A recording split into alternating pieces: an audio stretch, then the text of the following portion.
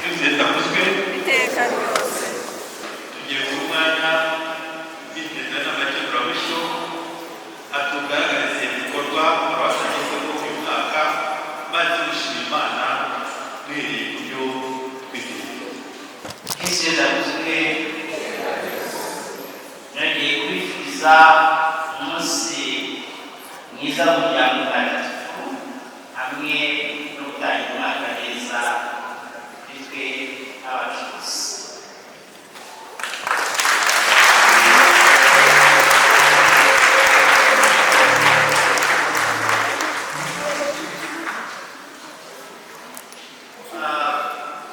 Abasaserdoti turi kumwe bihayimana abakristo bavandimwe mu izina ry'abagize inama nkuru y'Igenerabuzi ya Paruwasi ngiye kugezaho inshamake y'ibyakozwe mu mwaka w'ibihumbi bibiri na makumyabiri na gatatu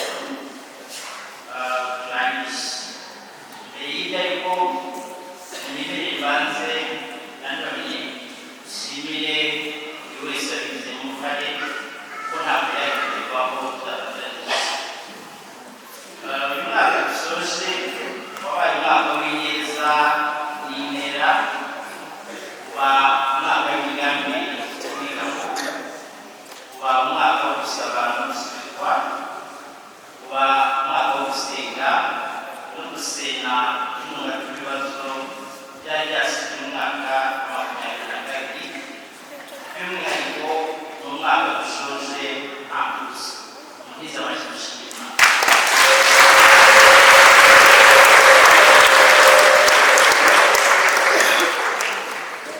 Turashimira rero abakristo bose babigize ibyabo, tugashimira n'inzego zose kuva kuri biro ya Paruwasi kugera ku rwego rwa biro na Igenerabuzi muri rusange, ndetse uciye ku nzego zacu barizwamo n'umuryango remezo n'impuzamiryango remezo ndetse na SACAD kuko ariho byose kwitangira kurangiza neza kuzakoze.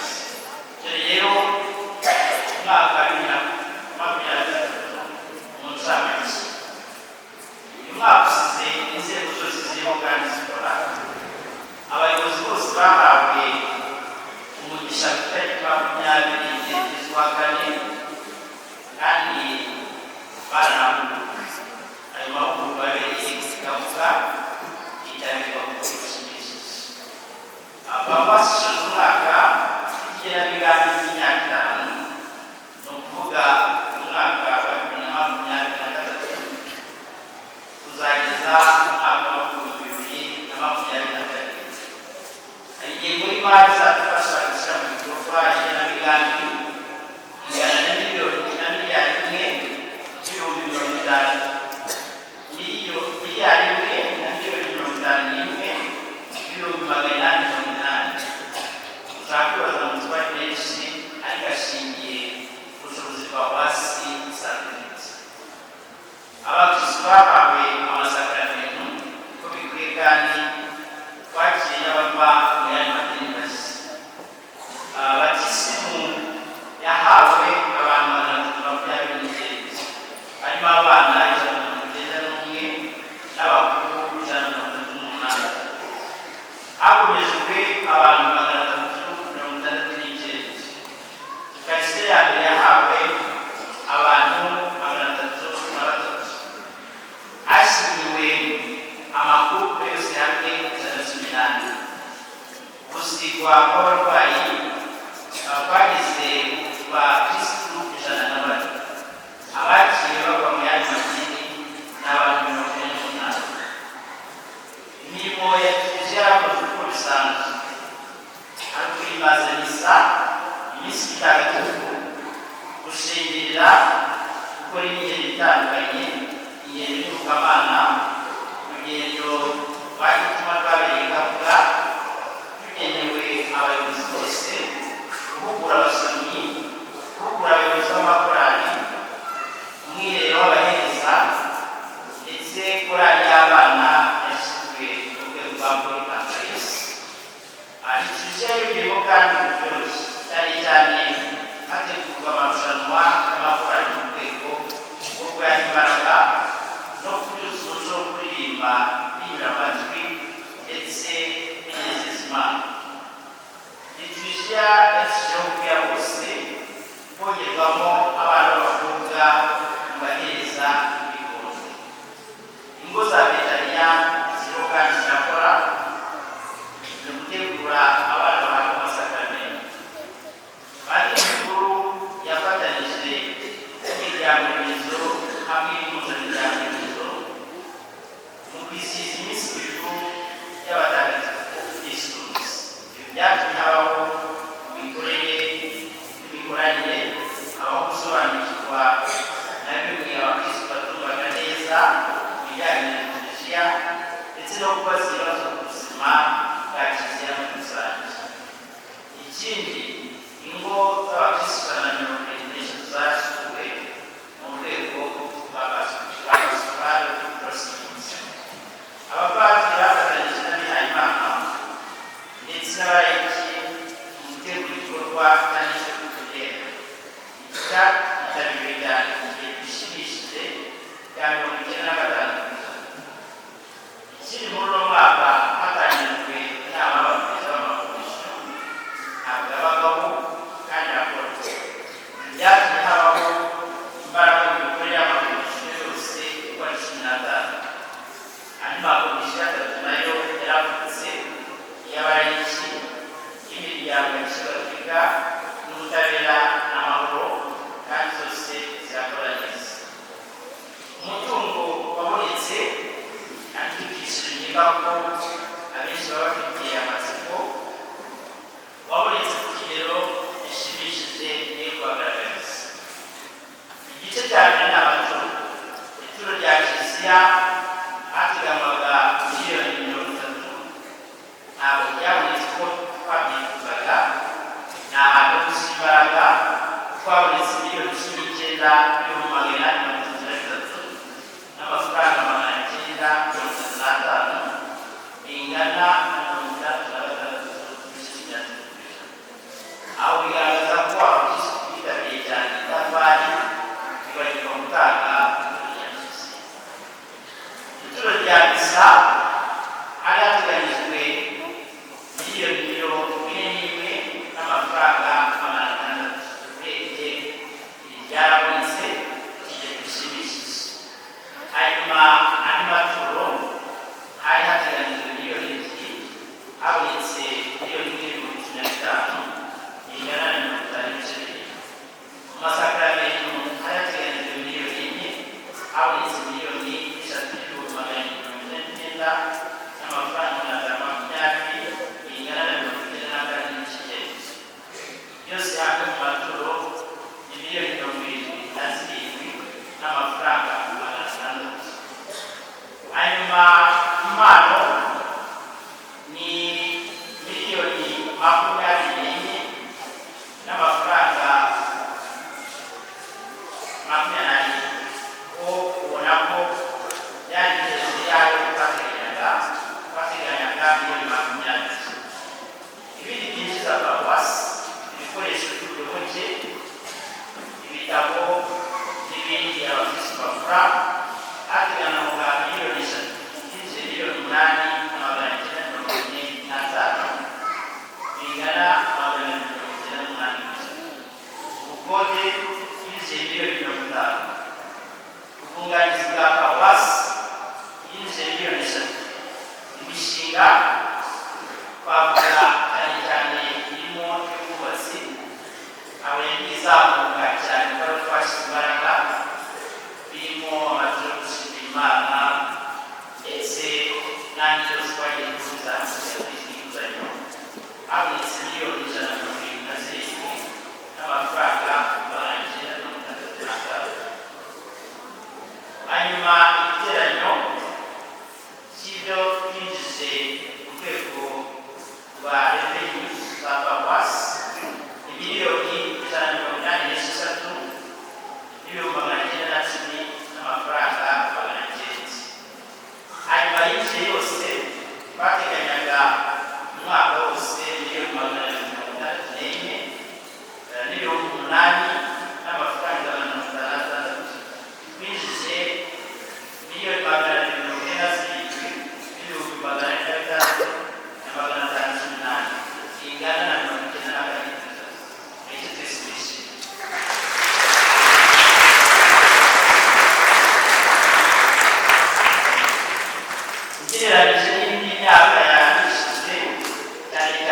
ya covid twasoje umwaka kuri konti ya Davis hariho miliyoni 7,299 n'amafaranga 891 kandi twishyurwa nta kibazo. Hanyuma hateganyijwe kwishyura umwaka watangiye miliyoni 892,695. Hanyuma twarishyuye tugereranyije n'aho twari turi igenamigambi ugereranyije n'umwaka wa igenamigambi amafaranga yinjiye yasubye twateganyaga kigero cy'ijana na 33%. Hanyuma aho tugejeje twishyura inguzanyo haraho twakiriye amatsiko twishyura miliyoni 10,120 ku kwezi. Hanyuma ayo dusigaje miliyoni 394,812 n'amafaranga 518. Umuntu yakubaza kuba kimeshi nuko ibara ntabwo bara inguzanyo baguhaye gusa ahubwo baramwima. Ni ukuvuga ngo bagomba kwishyura miliyari na miliyoni 5. Urumva ko tumaze kwishyura agera ku bihumbi 600 bigera kuri 15. Ni kabiri abakristo kugira ngo bumve ko imbaraga zabo aho zagiye cyanakomeye kuko inyungu zakuyeho kwishyura no kuri kapitali hasigaye kredi igana. Hanyuma dusigaje kwishyura mu gihe kingana n'imyaka bivuga ko uzasubira itariki 9/2024 ariko dufite gahunda yo kwishyura mbere yabo kugira ngo tugabanye ikiguzi cyayo. Izo ngamba tuzabagaragariza kuko zizageze mu mwaka utangiye. Ku bijyanye n'itafari hakusanijwe umusanzu ungana na miliyoni 384 n'amafaranga 120. Aya kandi ni mu gusa miliyoni 4,655 n'amafaranga 120 bingana na 89,6. naho aya kandi y'inzego n'abatsindasenga miliyoni 1,129 n'amafaranga 500. Ni ukuvuga 10,200. uko umuntu azagizitanga bizakirwa kureshyikirwa bizasanzwe bagaragaza kubagira n'ibihe byateganijwe nyuma y'ubucuruzi bw'itangiriro. Reka bacire muri make ibikorwa by'amagurisha. Ncungamutungo yakoze akazi kayo gasanzwe mu gutegura ingengo y'imari, mu gutunganya imirimo ya buri munsi y'ubuzima bwa paruwasi, guhemba abakozi, gutanga ifunguro ry'abapadiri, kwishyura imisoro, imikoreshereze y'imodoka, igendera ku migani y'imikoreshereze y'amafaranga, kwishyura n'imyenda n'ibindi. Ubwigishwa kandi hategurwa amasakaramentu bavuze haruguru, hashyirwaho ingo za Betaniya, hashyirwaho abashinzwe kuzirebera babiri ku rwego rwa santare, bongera umubare w'abakirisitu bafasha nk'abakatishisi bavuye kuri 90 bajya kuri 92, bateguye urugendo rw'iyobokamana ry'ijoro bizihije umunsi wa Andrea Kagwa aho kubera abakatishisi. Muri iri kiliziya byo ndabivuze haruguru, reka mujye no ku muryango. Umuryango havuye komisiyo zari eshanu zigirwa ishyirwa muri diyosezi Lusaka, hatangiye ihuriro rya sogokuru na nyogokuru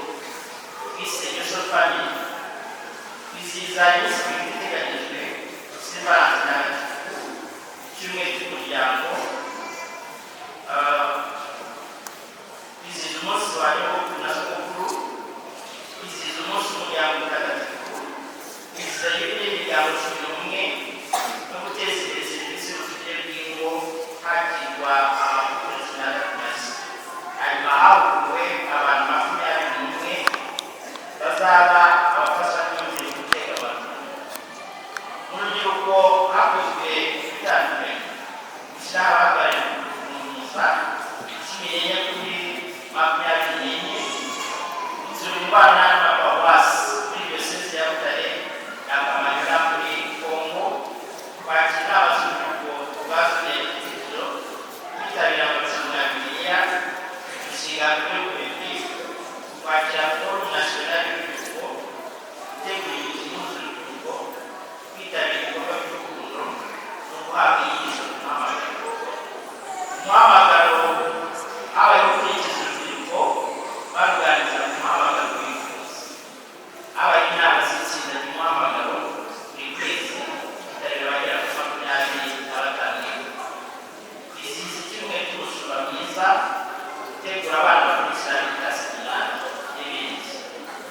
Komisiyo y'abarezi nayo yateguye ingendo y'urugabana gushishikariza abakirisitu imirimo y'ubutumwa, hanyuma n'izizwa n'umusororezo. Mu miryango remezo hateguwe inama ngarukamwaka y'iryango remezo ry'umuza, hujujwe inzego, hatangwa ku bayobozi bashya batowe, habashyizwe imiyobozi nshyashya ya Semiseri na Senkoro wa 8 Ukwakira 2023, kwiga gukorerwa kuri paruwasi, gutegura iminsi mikuru y'isakramento ntagatifu, gukusanya umusanzu wa Ezabayo muri mwe ufatanyije na Karitasi, gusura impuzamiryango remezo zimwe na zimwe nka Boniface, Blaise, Helena, Elisha, Martin na Timote, hafashijwemo na Santara ya Semeza Kabiri. Muri Karitasi nabo bamutegeye kubyumva amafaranga mutanga bakoresha. Hariwe abana 23 batishoboye amafaranga y'ishuri angana na $1,072 amafaranga magana. Hishyuriwe abatishoboye 15 de sante amafaranga $1,073. Hatanzwe imfashanyo y'ibiribwa ku bantu 33 b'abakene $1,073. Hatanzwe inkunga ya diyoseze igana $1,012. Abantu 18 bahawe amezi, abakene batishoboye igana $1,000. Gucumbikira abakene batagira aho baba byatwaye $6,638. Hanyuma inkunga ikaba yabonetse igana na $1,000,000. Ubutabera n'amahoro hashyizweho inzego za komisiyo kandi zirakorwa. Itangazamakuru hatangijwe YouTube ya paruwasi kugira ngo mwayobore ubutumwa abashaka kwigana bayibona, hanyuma gusama amakuru aranatangazwa iminsi y'ibera muri paruwasi n'ibikorwa bya paruwasi. Ikindi hashyizweho alubumu y'amafoto mu bikorwa bya paruwasi. Mu burezi hatejwe imbere isomo ry'iyobokamana mu mashuri, gutegura misa mu bigo 18, gutegurira amasakaramentu abanyeshuri ku bigo bigaho, gutegura amarushanwa ku banyeshuri 55 bavuye ku bigo 11, guhimbaza icyumweru cy'uburezi gatolika. Mu mubano hateguwe iminsi mikuru ya paruwasi. Hanyuma imiryango ya Kiliziya Gatolika hakusanijwe kandi hakozwe ibikorwa by'urukundo n'imizi imiryango ya Kiliziya Gatolika ikorera muri paruwasi. Ikindi cyo kwishimira habayeho ubusabane buhuza imiryango ya Kiliziya Gatolika icyumweru cy'ubutungane. Reka babwire imishinga iteganyijwe muri 2024. Turangije imishinga ikurikira: gusana Kiliziya Karitasi muri Kigarama, gushyira screens cyangwa TVS mu Kiliziya, gutunganya sonorizasiyo mu Kiliziya kugira ngo mwumvise impamvu na igihari akaza kuko ari bamwe bavuga ko batumva igihari. Rero dushaka gukemura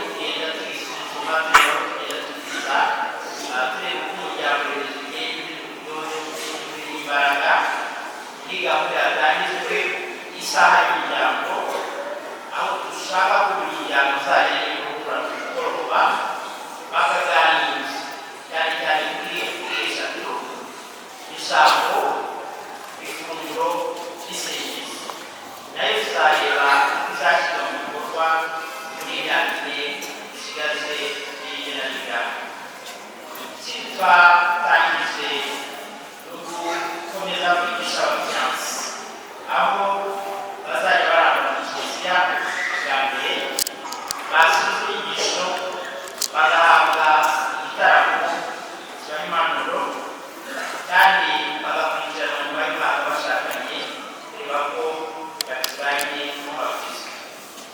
Ingorane zigihari gusoza iya mbere no kuzuza umwenda yabyatuzanye imbaraga nyinshi.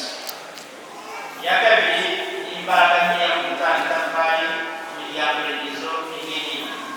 Iya gatatu ni ibibazo byinshi byugarije umuryango harimo gatanya, harimo ubutinganyi, harimo amakimbirane, harimo n'uburere buke bw'abana. Iya kane ni kwitabira imiryango remezo abakristo bamwe bumva bitabareba. Iya gatanu ni gusura ingo z'abakristo.